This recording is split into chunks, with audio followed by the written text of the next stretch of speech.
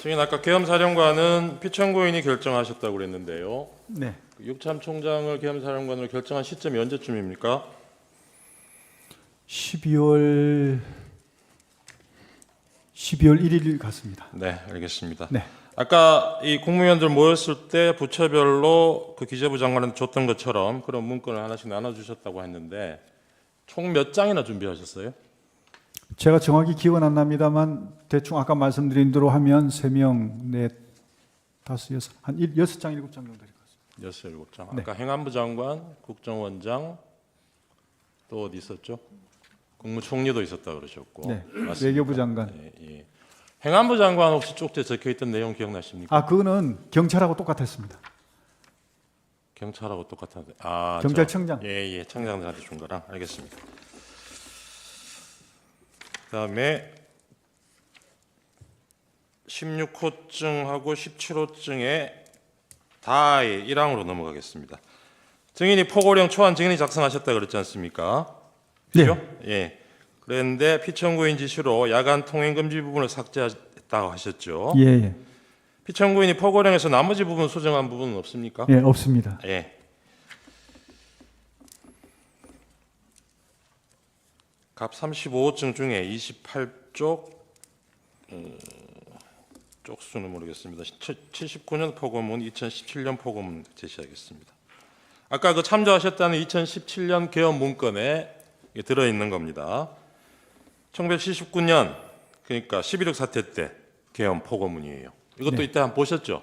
예, 그렇습니다. 예, 그리고 2017년은 그것도 한번 보여주시죠. 이건 뭐 실제 상황은 아니고 이 개헌 문건 작성하면서 아마 참고용으로 작성이 된 것 같은데 이것도 보셨을 거고요. 네, 네. 여기 보면 두 건 다 야간 통행 금지 조항이 포함되어 있습니다. 예, 증인 맞습니다. 이거 보고 아마 초안에도 같은 내용 넣으셨던 네. 모양이죠. 네. 예.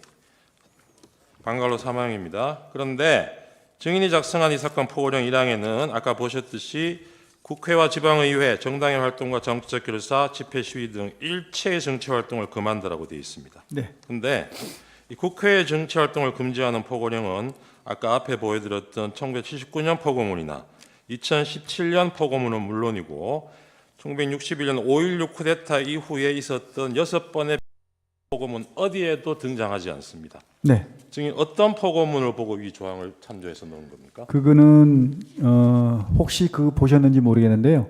12.12 사태 이후, 그러니까 12.6 때 계엄이 선포됐지 않습니까? 네. 그러다가 이제 12.12 때 또 추가로 이제 네, 계엄이 되면서 네. 확대했습니다. 네. 5.18 개헌 네, 말씀하시는 5.18 건가요? 전에 예. 5월 17일 날 했을 17일? 거예요. 예. 네. 그때 그게 포고령 10호가 나갔을 겁니다, 아마. 네. 그때 보면 거기에 모든 정치 활동을 금한다고 되어 있습니다. 알겠습니다. 예. 예.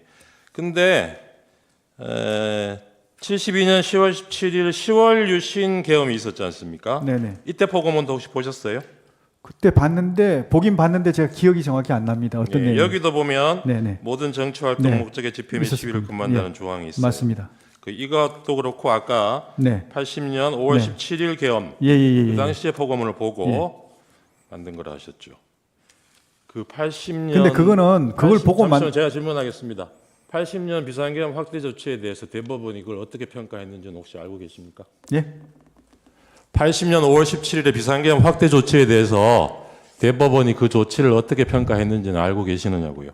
네, 정확히 기억나지 않습니다. 네, 나중에 한번 확인해 보십시오. 우리 헌법하고 개헌법은 비상계엄 상황에서도 국회의 권한은 제한할 수 없는 것으로 규정하고 있습니다.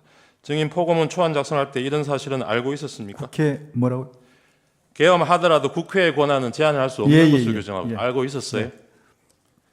그런데 이런 1항을 넣으셨다는 거죠. 아, 그래서 알겠습니다. 국회에 피청구인도 이 1항 내용 보고 아무런 문제 제기를 안 했습니까? 대통령도. 네. 네. 그 특별한 언급은 없으셨습니다. 국회가 계엄 해제 요구 의결을 하는 게 정치 활동입니까 아닙니까? 그거는 뭐 정치 활동이 아니라고 생각합니다. 아 그렇습니까? 예. 약간 이의 있습니다. 지금 아까 답변을 잘랐기 때문에요. 마치 국회 활동을 제한하는 것처럼 지금 진술이 됐습니다. 그 이어서 했기 때문에 지금 이어서 제안하는 게 아니라고 말씀하시네요. 그 점에 관해서 그 3분 동안 피청구인 측에게 제재 주시문 기회를 드리겠습니다. 됐죠? 아니, 그렇게 하겠습니다. 예, 제재 주. 네.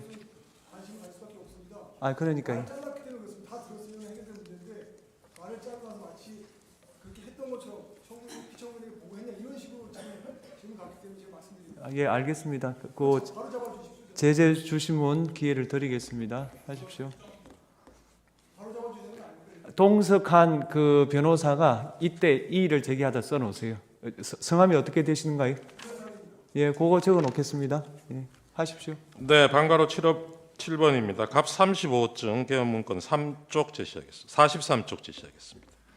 이게 역시 그 같은 문건에 등장하는 건데요. 국회에 의한 계엄해제 시도시 조치사항 이런 걸 검토를 했었습니다. 2017년 계엄 문건에 그 방법으로 정치활동을 금지하는 포고령을 선포하고 위반 시 현행범으로 체포하는 방안을 제시하고 있습니다. 국회의 계엄해제 의결 시도를 저지하는 방안으로. 혹시 이 내용도 참고하셨습니까? 아, 이 내용은 참고한 게 아니라 있는 거는 확인했는데 이거는 뭐 가치가 없는 것 같아서 별로 그렇게 중요하게 생각지 않았습니다. 알겠습니다. 실제로 국회 출입을 통제하는 그 시간대를 보면 경찰에서는 포고령 선포되기 전에는 일시 국회 출입을 허용했다가 선포 이후에 다시 국회 출입을 전면 통제했습니다. 이 조항, 그러니까 포고령의 이 조항은 국회의원이 계엄해제 의결을 위해서 국회 청사내로 들어가는 것을 막기 위해서 넣은 거 아닙니까? 그렇지 않습니다. 그렇게 했다면 본청에 들어오시는 의원님들은 아무도 제재를 안 받았는데 네. 그럼 왜 그렇게 했습니까? 알겠습니다. 9항입니다. 이 사건 포고령 5항에 보면 전공의 등 의료인을 대상으로 본업에 복귀할 것을 명하고 위반 시 처단한다 이렇게 규정하고 있습니다. 기억나시죠? 네, 이 조항도 증인이 초안에 포함시킨 것입니까? 맞습니다. 의료인과 같은 특정 직업군에 대한 언급이 계엄사 포고문에 등장하는 것도 이 사건 포고령이 처음인 걸로 보입니다. 이걸 어떻게 이런 걸 넣으셨어요? 당시에 그 파업이 장기화되면서 의료 시스템 붕괴로 인해 가지고 국민의 건강과 안전이 굉장히 위협을 받고 있었습니다. 알겠습니다. 그래서 피청구인이 초안에 없던 업무 복귀를 예, 내린 피청구인이 것입니다. 초안에 없던 걸 넣으라고 한 게 아니고 초안 처음부터 증인이 넣었던 내용이라는 말씀인가요? 들어있던 내용이라는 건가요? 그렇습니다. 예, 알겠습니다. 복귀 명령을 내린 겁니다. 네, 네. 10항입니다. 갑 34호증의 6 피청구인의 페이스북 게시글 6쪽입니다. 2차 탄핵 표결을 앞둔 12월 12일 날 대국민 담화에서 피청구인이 계엄 선포 이후로 부정선거를 언급하고 있는 글이 올라온 적이 있습니다. 혹시 이걸 보신 적 있습니까? 처음 봤습니다. 네. 그다음에 1월 15일 피청구인 페이스북에 자신의 이름으로 올린 글에서 부정선거 증거가 너무 많다. 선거소송 투표한 검표에서 엄청난 가짜 투표지가 발견되었다. 이렇게 얘기한 적이 있는데 이거 내용 혹시 보셨습니까? 예, 보셨습니까? 어떤 걸 지금 여기서 지금 보고 있습니다. 아니요. 이 시점에. 이 시점에는 예. 못 봤습니다. 예, 그 뒤에도 이 페북 글을 실제로 보신 적은 없으시죠, 그러면? 제가 볼 아마 여건이 안 됐을 겁니다. 네, 네. 알겠습니다. 평소에도 부정선거 얘기를 많이 하셨나요? 피청구인이? 부정선거에 대해서는 관심을 많이 가지신 게 그중에 잠깐만 제가 말씀드리겠습니다. 잠시만요. 제가 부정선거 증거가 너무 많다. 이런 얘기도 하신 적이 있습니까?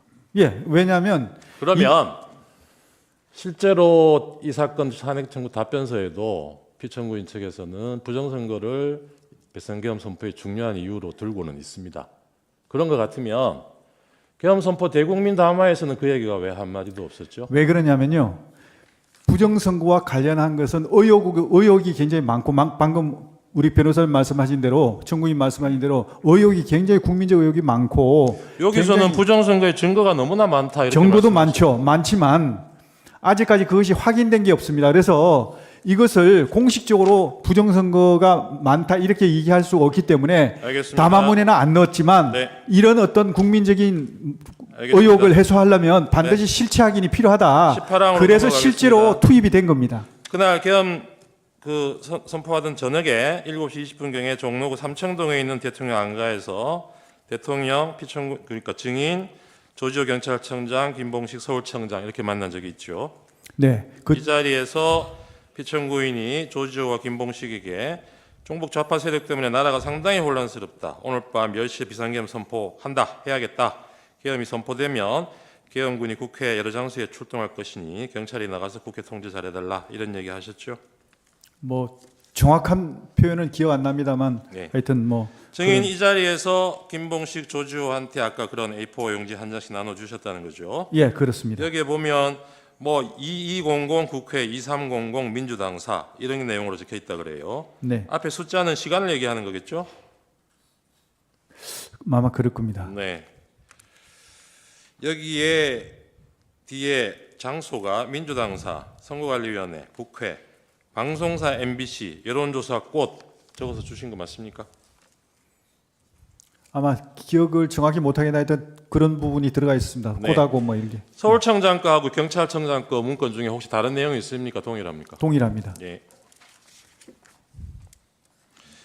24항으로 넘어가겠습니다. 계엄군 상당수 계엄군이 실제로 계엄 선포하기 전에 이미 출동할 대상 건물 주변에 이동해 있었던 것으로 보이는데 이건 증인이 그렇게 명령했기 때문인 네, 거죠? 그렇습니다. 네. 알겠습니다. 26항으로 넘어가겠습니다. 증인 11시 50분 당일 밤에 23시 50분에게 곽종근에게 707 특수임무단 병력 추가로 국회에 투입하라고 지시하신 적 있죠?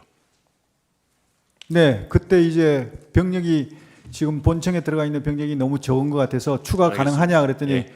707 인원이 좀 예. 남아 있다. 그래서 그러면 정원이 가능하면 그 알겠습니다. 투입하라. 그래서 아까 얘기한 180명이 들어온 겁니다. 네, 27항입니다. 네. 한 30분 뒤에 곽종근한테 다시 전화해서 국회의원이 150명이 안 되도록 막아라. 빨리 의사당 문 열고 안으로 들어가서 안에 있는 국회의원들 데리고 나와라.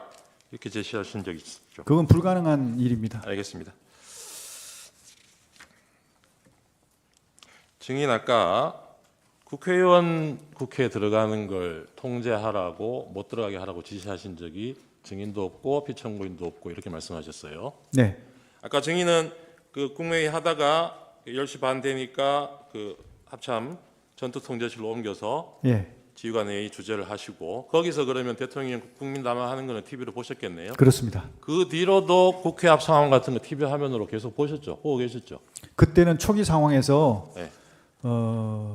제가 조치할 게 좀 많아가지고 네. 화상회의도 해야 되고 네, 네, 네. 또 화상회의는 언제 끝났습니까? 화상회의는 글쎄 시작하고 그 길게 하진 않았습니다. 한 10분 내외로 아, 한 것 그렇습니까? 같습니다. 그러면 그 뒤에 국회 상황이 어떻게 되는지 뭐 그러고 계속 나서 또 지켜보고 뭐 계셨을 것 같은데. 그러고 나서 또 저기 계엄사령관한테 뭐 시행 저 뭐야 알겠습니다. 보고문 하고 뭐 이렇게 예. 하다 보니까 또 그때 방송에 국회 그냥 생중계로 계속 비춰주면서 못 들어가는 국회의원이 있고 담을 넘어가는 국회의원도 있고 그 장면이 계속 나왔어요. 아, 네. 그거 보셨으면은 네. 이거 나나 피청구인이 지시한 내용하고 다르다. 다시 지시를 하셨어야죠. 그러니까 제가 초기에는 업무 이렇게 지시하고 뭐 정리하느라고 그걸 못 TV를 보셨다는 예, 말씀입니까? 그렇습니다. 알겠습니다. 지금 수방사령관 이진우도 피청구인 대통령이 직접 그날 자정경에 전화를 해서 국회 상황 어떤지 물어보고 빨리 본회의장으로 가서 4명이 한 명씩 들쳐입고 나오라고 해라. 국회의원이 190명 들어왔다는데 실제로 들어왔다는지 확인이 안 되는 거고 뭐 해제됐다 하더라도 2번, 3번 계엄령 선포하면 되니까 계속 진행해라. 이렇게 진술을 했어요. 이진우가. 증인은 이 진술이 사실이 아닐 거라고 생각하시는 거죠? 예, 저는 이해할 수 없습니다. 그런데 왜냐하면 피청구인이 이런 지시를 안 했는데 증인의 부하들이 군통수권자인 대통령의 지시를 두고 거짓말을 할 이유가 뭘까요? 글쎄 그거는 저도 이해가지 않습니다. 알겠습니다.